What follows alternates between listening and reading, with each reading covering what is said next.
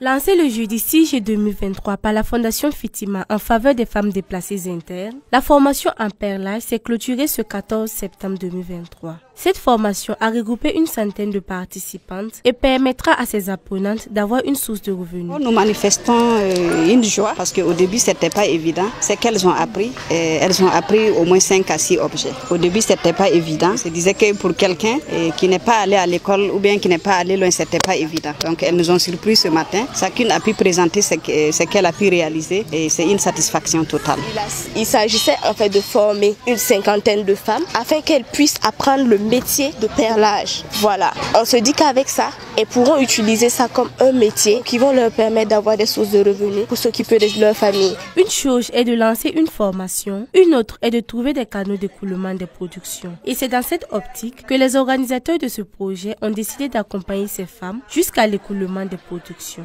Nous allons continuer à les accompagner par des expositions. Nous allons faire la visibilité de ces objets, de ces groupements-là à travers nos médias, votre maison. Et s'il y a des foires, voilà, nous allons aussi organiser quelques rencontres avec quelques partenaires et puis essayer de valoriser ces objets-là. On se dit qu'on ne forme pas quelqu'un pour qu'elle l'apprenne et puis aller s'asseoir. Mais dans le contexte de ces femmes-là, nous pouvons dire que, bon, elles n'ont même pas quelque chose même pour dire que c'est un fonds de commerce, pour pouvoir payer le matériel qui est là. Donc ce que nous prévoyons faire, c'est déjà commencer par une exposition. Une exposition, nous allons choisir un jour où nous allons exposer tous les produits que les femmes ont fabriqués d'elles-mêmes et nous allons convier des personnes à venir voir. Et voilà, le désir de ces femmes-là à s'autonomiser et à ne plus dépendre de quelqu'un. À la fin de cette formation, les différents acteurs ont remercié toutes les personnes qui ont contribué à la réalisation de ce projet. Par Boama TV, nous pouvons également remercier les OSE parce que c'est eux qui sont notre partenaire. Le projet a été rédigé, mais ils ont été les bailleurs, donc nous voulons les remercier. Et nous voulons vraiment remercier